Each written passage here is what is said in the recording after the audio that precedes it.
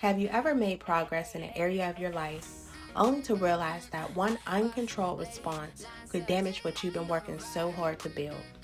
One angry reaction, one impulsive decision, one conversation where you said too much, one moment when you didn't know when enough was enough. Proverbs 25 teaches us that self-control isn't only about resisting obvious temptations. It's knowing when to speak, when to wait, when to stop, how much is enough, and how to respond when somebody else has done something wrong. Because if God is helping us rebuild our lives, wisdom also teaches us how to protect what we're building. So today we're asking, do I have the self-control to protect what God is helping me build? Welcome back to Rebuilding with Saudia Lynn, where we're learning how to think biblically so we can live wisely. Today, we're continuing our journey through Proverbs with chapter 25. Yesterday in Proverbs 24, we learned to keep building even when life knocks us down. We learned that falling doesn't mean we're finished. We can get back up, learn from what knocked us down, continue preparing, continue working, and keep building with greater wisdom. Today, Proverbs 25 adds another important piece to that rebuilding process: self-control. This chapter teaches us about understanding humility, conflict, timing, boundaries, reliability, relationships, moderation, and controlling ourselves. And near the end of the chapter, Solomon gives us a picture that brings so much of this together. He compares a person without self-control to a city whose walls have been broken down. In Solomon's time, walls help protect the city, so think about that. Self-control creates boundaries around things worth protecting: your peace, your relationships, your finances, your reputation, your progress, your future. So as we study Proverbs 25 today, I want us to keep asking, what am I protecting through self-control? Let's get into it. Part 1. You don't have to understand everything immediately. Verses 1 through 3. These are more Proverbs of Solomon, compiled by the man of Hezekiah, king of Judah. It is the glory of God to conceal a matter. To search out a matter is the glory of kings. As the heavens are high and the earth is deep, so the hearts of kings are unsearchable. So verse 2 says, it is the glory of God to conceal a matter. To search out a matter is the glory of kings. Some things require searching. We live in a world where we want answers quickly. If something happens, we want to understand why. If somebody behaves differently, we want to know what changed. If God allows something unexpected, we want him to explain what he's doing. But wisdom is comfortable admitting, I don't understand this yet. Not knowing something immediately doesn't mean an answer doesn't exist. Sometimes we need to search, ask questions, pray, study, gather information, or simply give something enough time to become clear. So how do we live this out? When you don't understand something, resist the temptation to fill the missing information with assumptions. Don't automatically assume someone's motives.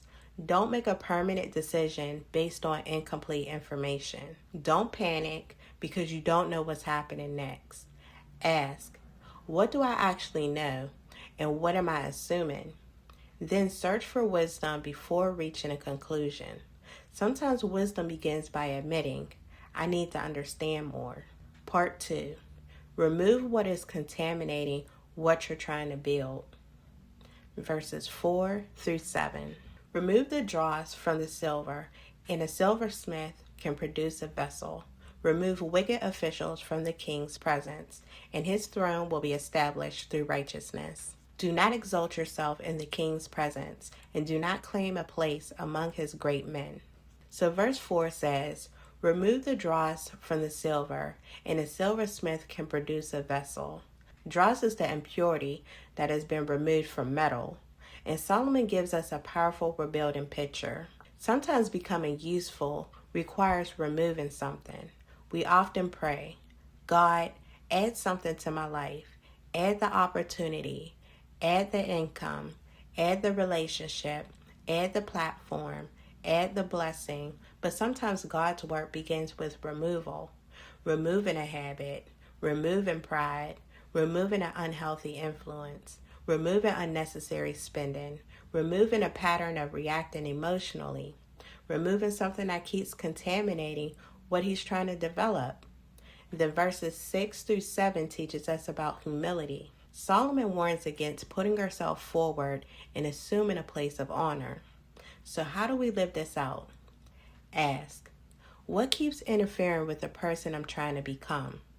Maybe you don't need another strategy yet. Maybe something needs to be removed. And while you're growing, stay humble. You don't have to force recognition. You don't have to prove that you belong in every room. Let your character, preparation, and consistency speak. Sometimes rebuilding means adding, and sometimes rebuilding means removing what no longer belongs. Part 3. Don't rush into conflict. Verses 8 through 10. What you have seen with your eyes, do not bring hastily to court. For what will you do in the end if your neighbor puts you to shame? If you take your neighbor to court, do not betray another's confidence, or the one who hears it may shame you, and the charge against you will stand. So verse 8 warns, do not bring hastily to court. For what will you do in the end if your neighbor puts you to shame? There's that word again, hastily. Throughout Proverbs, we've repeatedly been warned about moving too quickly. And now, Solomon applies that wisdom to conflict. Sometimes when we believe we're right, we want to react immediately. We confront, accuse, post, text, tell somebody else. We start building our case before making sure we understand the entire situation. But Proverbs 18 already taught us that the first side of a story can sound right until another person is hurt. Wisdom slows down before escalating. So how do we live this out? Before turning a disagreement into a bigger conflict, ask, do I have the whole story? And have I tried to resolve this wisely first? You don't have to ignore wrongdoing, but you also don't have to escalate every disagreement immediately. Give yourself enough time to respond with wisdom instead of emotion. Part 4. The right word needs the right timing. Verses 11 through 15. Like apples of gold in settings of silver is a ruling rightly given. Like an earring of gold or an ornament of fine gold is the rebuke of a wise judge to a listening ear. Like a snow-cooled drink at harvest time is a trustworthy messenger to the one who sends him. He refreshes the spirit of his master. Like clouds and wind without rain is one who boasts of gifts never given. Through patience, a ruler can be persuaded, and a gentle tongue can break a bone. So verse 11 says, like apples of gold in settings of silver is a ruling rightly given. Solomon is showing us the beauty and value of the right words. But these verses also teach us that wisdom involves how something is communicated. Verse 15 says, through patience, a ruler can be persuaded, and a gentle tongue can break a bone. That's interesting because we sometimes believe force is what makes communication powerful. Speaking louder, pushing harder, repeating ourselves, demanding an answer.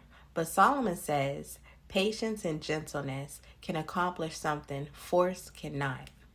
So how do we live this out? Before an important conversation, don't only ask, what do I need to say? Also ask, when and how should I say it? The right message delivered at the wrong time can become difficult to receive. Sometimes wisdom waits until emotions settle. Sometimes wisdom changes the tone. Sometimes wisdom says less. And sometimes patience creates an opportunity that pressure would have closed. Part 5. Even good things need boundaries. Verses 16 and 17.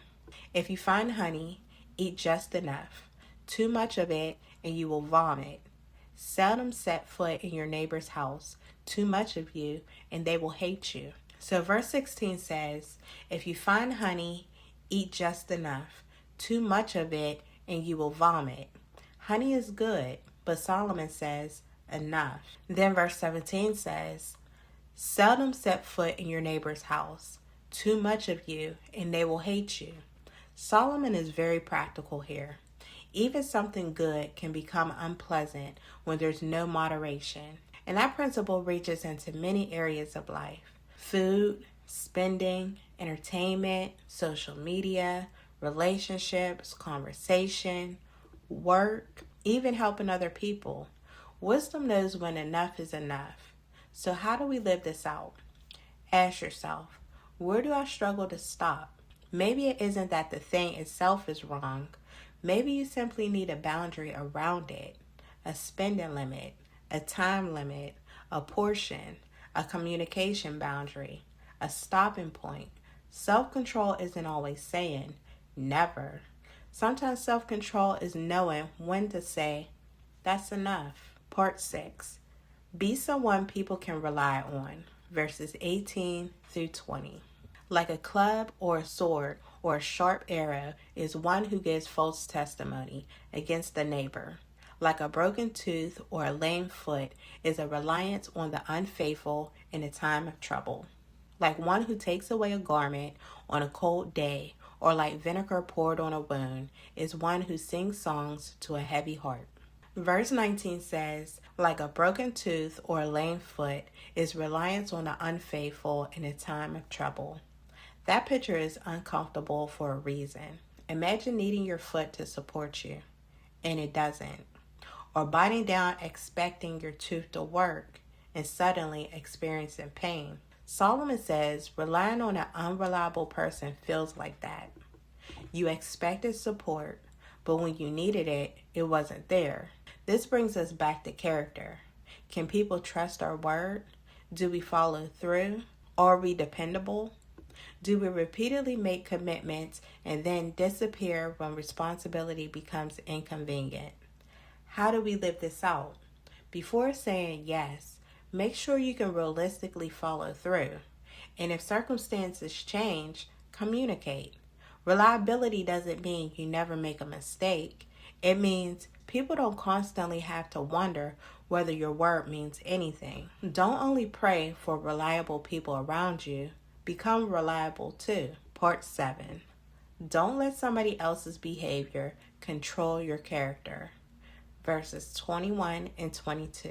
If your enemy is hungry, give him food to eat. If he is thirsty, give him water to drink. In doing this, you will heap burning coals on his head, and the Lord will reward you. So verse 21 says, if your enemy is hungry, give him food to eat. If he is thirsty, give him water to drink. That is not the response our emotions naturally want to give an enemy. We usually think, they didn't help me, they hurt me, they don't deserve my kindness. But wisdom asks a different question. Who are you going to become because of what somebody else did? Someone else's poor character doesn't require you to abandon yours. And kindness doesn't mean giving someone unlimited access to you. You can have boundaries. You can protect yourself. You can acknowledge wrongdoing. But you don't have to become cruel simply because someone was cruel to you. So how do we live this out? When somebody mistreats you, ask, what response reflects the person God is teaching me to become? Maybe that means kindness. Maybe it means silence.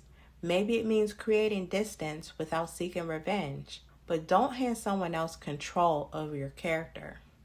Their behavior belongs to them. Your response belongs to you. Pay attention to the damage words can create. Verses 23 through 26. Like a north wind that brings unexpected rain is a sly tongue which provokes a horrified look. Better to live on a corner of a roof than share a house with a quarrelsome wife.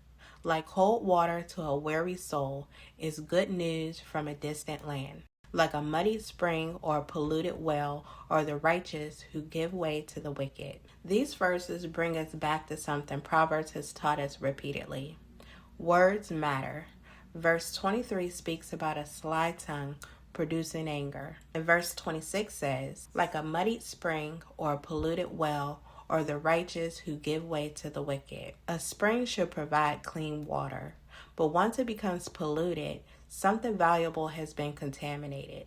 There are moments when pressure will tempt us to compromise who we are.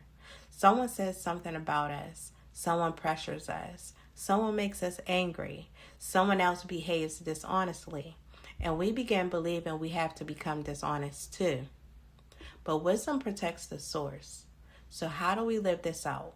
When pressure rises, don't only ask, how do I get out of this situation? Ask, how do I get through this without compromising my character? Protect what God is developing in you. You don't want one emotional moment contaminating something you've spent months rebuilding. Part 9. Self-control is a wall of protection. Verse 27 through 28. It is not good to eat much honey, nor is it honorable to search out matters that are too deep. Like a city whose walls are broken through is a person who lacks self-control. So verse 27 gives us another warning about excess. And then verse 28 closes that chapter. Like a city whose walls are broken through is a person who lacks self-control. This is the picture I want us to remember from Proverbs 25. A city without walls was vulnerable. There was nothing protecting what was inside.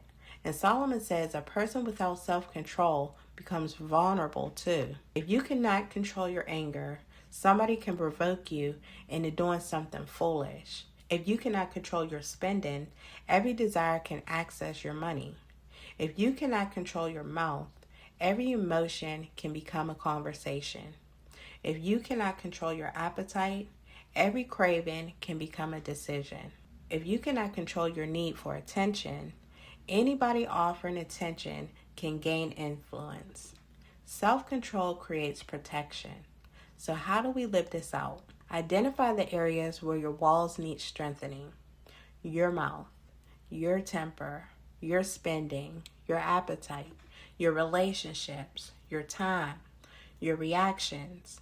Then create a boundary before the pressure comes, because boundaries are much easier to follow when they're established before emotions take over. Self-control isn't God trying to restrict your life. Sometimes self-control is how God teaches you to protect it. What Proverbs 25 teaches us about God. Proverbs 25 shows us that God gives us wisdom for situations we don't immediately understand. He teaches us humility. He shows us that sometimes impurity needs to be removed before something can become useful. He teaches us not to rush into conflict. He gives us wisdom about timing and communication. He teaches us moderation. He cares about reliability and character. He teaches us how to respond wisely even when other people don't treat us well. He warns us about compromising under pressure, and he teaches us that self-control creates protection around the lives we're building. God isn't only helping us rebuild, he's teaching us how to protect what he's rebuilding. Key takeaways. Number 1, you don't have to understand everything immediately. Search for wisdom instead of filling missing information with assumptions. Number 2, remove what interferes with your growth. Sometimes rebuilding requires subtracting before addition. Number 3, don't rush into conflict. Make sure you understand the situation before escalating it. Number 4, consider your timing. The right words delivered wisely can accomplish more than force. Number 5, create boundaries around good things too. Self-control knows when enough is enough. Number 6, become reliable. Let your commitments and your word mean something. Number 7, don't surrender your character because somebody else behaved poorly. Your response still belongs to you. Number 8, strengthen your self-control. Boundaries protect what God is helping you build. Memory verse, Proverbs 25 and 28. Like a city whose walls are broken through is a person who lacks self-control. Think about the life you're rebuilding, your peace, your finances, your relationships, your character, your future. Then remember, some things are worth protecting with boundaries. Think about one area of your life where you know you need stronger self-control. Maybe it's your spending, your temper, your words, your appetite, your time, your relationships, your phone, your reactions when you're frustrated, or your tendency to make decisions when you're emotional. Now ask, what am I putting at risk when I don't control this? Then ask, what boundaries would help me protect what God is rebuilding? Maybe you need to wait before responding. Set a spending limit. Stop a conversation when it becomes disrespectful. Remove a temptation. Give yourself time before making a decision. Or simply learn to say, that's enough. Choose one boundary today and practice it. Close in prayer. Heavenly Father, thank you for giving us wisdom that teaches us not only how to rebuild our lives, but how to protect what we are rebuilding. Give us patience when we don't immediately understand what is happening. Teach us to search for wisdom instead of making assumptions. Show us anything that needs to be removed from our lives because it is interfering with the people you are teaching us to become. Give us humility and help us trust you with recognition, opportunities, and timing. Teach us not to rush into conflict. Give us wisdom with our words and help us recognize the right time, tone, and response. Father, develop self-control within us. Teach us when enough is enough. Give us boundaries around our spending, our appetites, our emotions, our relationships, our time, and anything else that can begin controlling us when we stop controlling it. Help us become reliable people whose words and commitments can be trusted. When other people mistreat us, help us respond accordingly to your wisdom instead of allowing their behavior to change our character. Protect us from making emotional decisions that damage what you have been helping us build, and strengthen the walls of self-control around our lives. As we continue rebuilding, rebuild our boundaries, rebuild our discipline, rebuild our communication, rebuild our character, rebuild our reactions, and teach us to protect with wisdom what you have placed in our hands. In Jesus' name, amen. Remember, everything valuable needs some form of protection. Your peace needs protection. Your finances need protection. Your relationships need protection. Your character needs protection. And sometimes that protection looks like self-control. You don't have to respond to everything. You don't have to buy everything. You don't have to say everything. You don't have to satisfy every desire. And you don't have to allow someone else's behavior to determine yours. God is helping you rebuild. Now let his wisdom teach you how to protect what you're building. Self-control isn't just about what you're saying no to. It's also about what that no is protecting. This is Rebuilding with Saudia Lynn, and I'll see you in Proverbs chapter 26.